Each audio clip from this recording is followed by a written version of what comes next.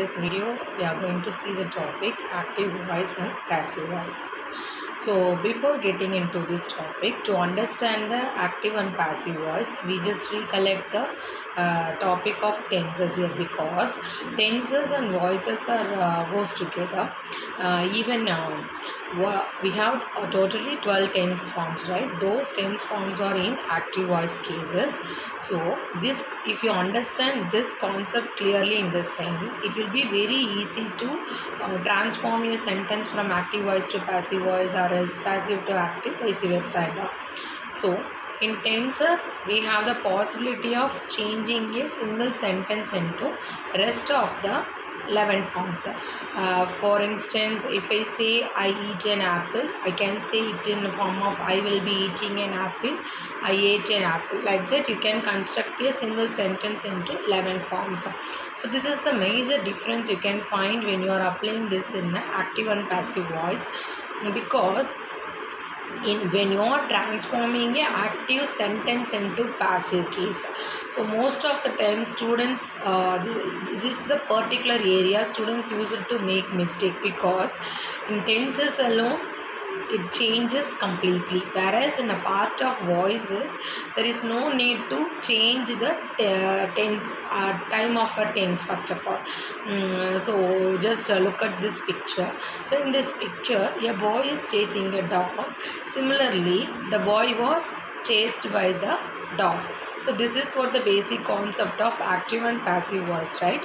So in active voice, the subject is the performer of an action, whereas in a passive form, the subject is the receiver of an action, right? So with this basic knowledge about tenses, we'll detailedly see the topic of voices further. So here I have the rules for transformation. So if we are get familiarized with these rules as once, in the sense things will be very easy to change a sentence, because grammar is also similar, like applying mathematical formula to get an answer, right?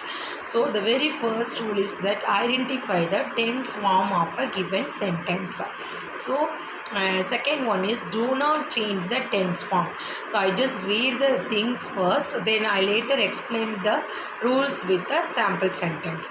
And third one is demarcation of a sentence. So demarcation is nothing but dividing the sentence into SVO pattern. And third one, afterwards we have changed the object into subject position, vice versa we have to alter it. Use helping verb. So helping verb, in the sense here we have be form of verb, do form of verb, and have form of verb, right?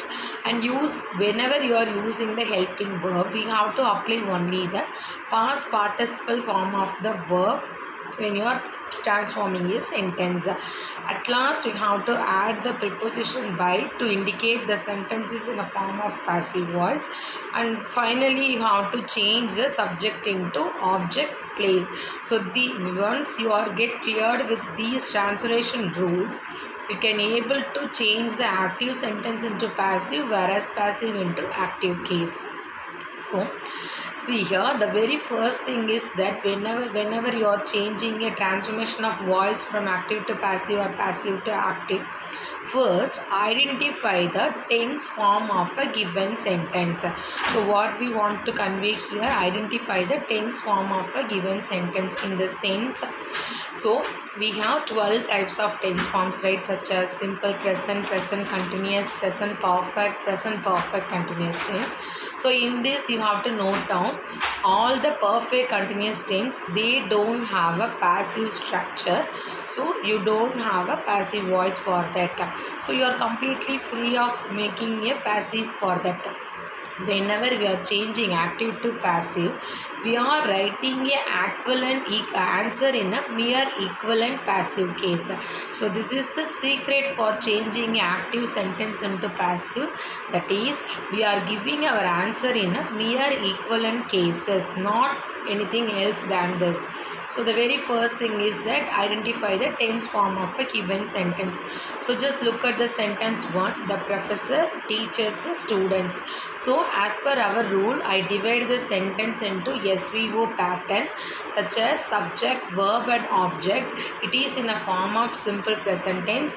So what I gonna do, I am going to write my answer in a equivalent passive. So equivalent passive in the sense you should remain the fact of do not change the tense form of a sentence. So the same sentence is written in a form of passive such as students. You have to, before placing the helping verb, we have to look at the subject of a sentence. Here my subject is plural, and also you have to identify the tense form of a given sentence. So my tense form is in a form of simple present tense, so I am going to use the plural case along with the subject. So it can be written in the form of students, or what is the past participle form of the verb teach, that is known as taught. So students are taught by the professor. So in this way we can make an answer for each cases. So that things will see detailed in next class. Thank you.